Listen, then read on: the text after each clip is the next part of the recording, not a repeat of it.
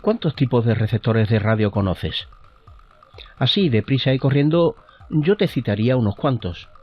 Podría empezar por el receptor con detección por diodo más básico, el llamado radio galena, también conocido como receptor a cristal. Si viajamos al tiempo de las válvulas, a la sazón, el radioaficionado podía disfrutar del receptor con detección por rejilla y también del de detección por placa.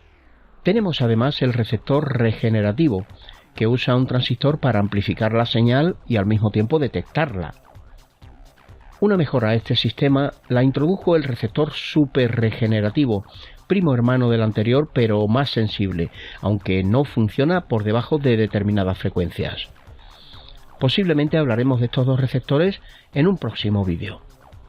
Otro sistema es el llamado receptor de radiofrecuencia sintonizada, también conocido como de amplificación directa o por sus siglas en inglés TRF, Tune Radio Frequency.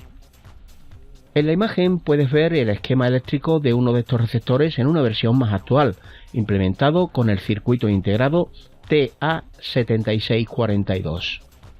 Y por supuesto, el superheterodino, el rey de los receptores, sin duda alguna el mejor.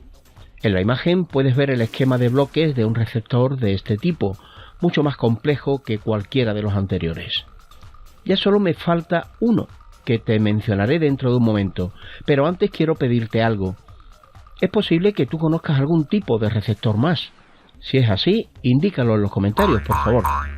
Yo he dejado para el último precisamente al tipo de receptor del que vamos a hablar hoy, el llamado receptor reflex. Este receptor, aunque de configuración muy simple, tiene un rendimiento muy bueno usando un mínimo de material, ya que un único componente realiza dos funciones diferentes al mismo tiempo.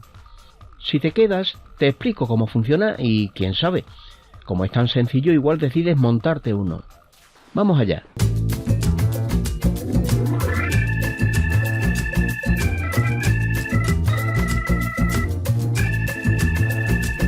Te presento el esquema eléctrico de un modelo de receptor reflex para onda media que en su momento se comercializó en forma de kit.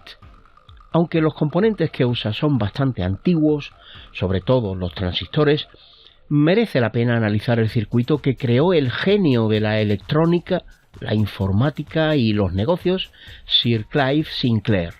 Sí, efectivamente, el mismo señor que creó el ZX81 y el Spectrum, entre otros ordenadores. He decidido hacer el vídeo con este circuito porque verdaderamente, en su momento, este receptor significó una verdadera revolución debido a su gran rendimiento, su pequeñísimo tamaño y su reducido consumo. La técnica que usa Sinclair para procesar la señal es realmente ingeniosa, como vas a poder comprobar si te quedas. Al final, si optas por construir un receptor reflex, te dejaré un link desde el que tendrás acceso a toda la información para llevar a cabo tu proyecto con componentes actuales y bastante asequibles. Comenzamos el análisis.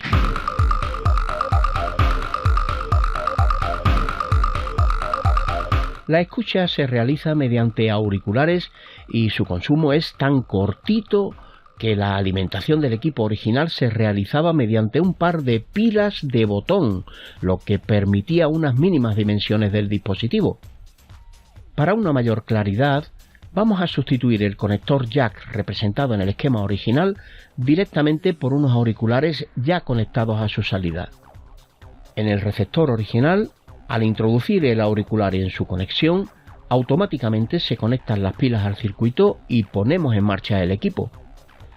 Por lo tanto, el receptor usa como interruptor de encendido el propio conector jack de los auriculares. Como puedes ver, monta dos únicos transistores. Sin embargo, y esto te puede chocar, dispone de tres etapas amplificadoras. Vamos a verlas. La señal de radio es captada por la antena compuesta por una pequeña barra de ferrita sobre la que se devanan las bobinas L1 y L2. La bobina L1 tiene en paralelo al condensador variable C1, formando un circuito resonante que permite elegir nuestra emisora preferida. La bobina L2, acoplada magnéticamente a L1, es la encargada de llevar la señal sintonizada al transistor TR1, el cual en esta fase trabaja como etapa amplificadora de radiofrecuencia, incrementando el nivel de la señal de la emisora que hemos elegido. L2 tiene menos espiras que L1 para evitar amortiguar al circuito resonante y no perder sensibilidad y selectividad por este motivo. Si no entiendes esto último, quizás pueda ayudarte el siguiente gráfico. Esta sería la curva de respuesta del circuito resonante cuando no está amortiguado. La emisora elegida por nosotros es la C. La emisora B está situada a la izquierda de la nuestra y la emisora D está a la derecha. Es decir, son emisoras llamadas adyacentes ya que ocupan los canales inferior y superior más cercanos a la frecuencia que nosotros queremos oír. Fíjate cómo nuestra emisora la recibimos con un nivel de 10, mientras que las adyacentes se reciben con niveles menores de 1. Gracias al trabajo de selección que realiza el circuito resonante cuando no está amortiguado. La diferencia de niveles de señal de la emisora elegida con respecto a las emisoras adyacentes es abismal, por lo que estas últimas no nos molestarán en absoluto para oír lo que queremos oír, que es la emisora C. Ahora observa la misma curva cuando el circuito resonante lo amortiguamos al usar un sistema de acoplamiento defectuoso con el amplificador de radiofrecuencia. La emisora C, que es la nuestra, la recibiremos con solo un nivel de 3, mientras que las adyacentes habrán incluso aumentado su nivel por encima de 1. Esto significa que hemos perdido tanto sensibilidad como selectividad. En este caso, oiremos nuestra emisora mucho más débilmente y además mezclada con las demás. Por esta razón, la bobina L2 no debe tener más espiras que las estrictamente necesarias para conseguir una adaptación correcta. Bien, tenemos entonces la señal de nuestra emisora en los bornes de L2 y queremos aplicarla entre la base y el emisor del transistor TR1 para que la amplifique. Eso es precisamente lo que se consigue con este diseño, ya que a efectos de la radiofrecuencia, C2 no opone ninguna resistencia a la misma y actúa como un cortocircuito a masa. Para que lo veas con más claridad, vamos a representar a C2 como si fuera el mencionado cortocircuito. Ahora vemos que la conexión que sale del punto común de R2 y D2 después del cambio anterior también queda conectada a masa, por lo que podemos representarla en otro punto de la línea. Como ves, solo hemos colocado esa conexión en un punto distinto de la misma masa. Observa que el circuito no ha cambiado en nada. Sin embargo, ahora vemos perfectamente cómo la señal de radiofrecuencia es aplicada directamente entre la base y el emisor de TR1. Este transistor amplifica la señal y ésta aparece en su colector aumentada de amplitud.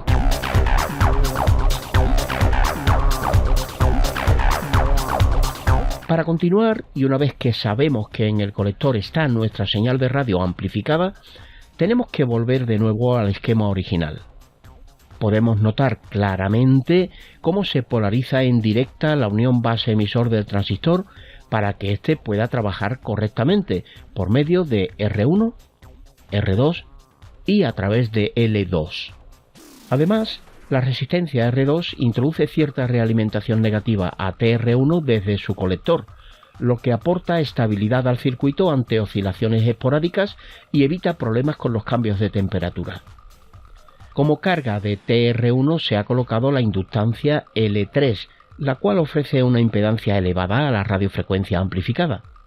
Desde el colector, la señal pasa a través del condensador C3, el cual no ofrece ningún obstáculo a la radiofrecuencia, encaminándose a los diodos D1 y D2, los cuales actúan como demoduladores o detectores.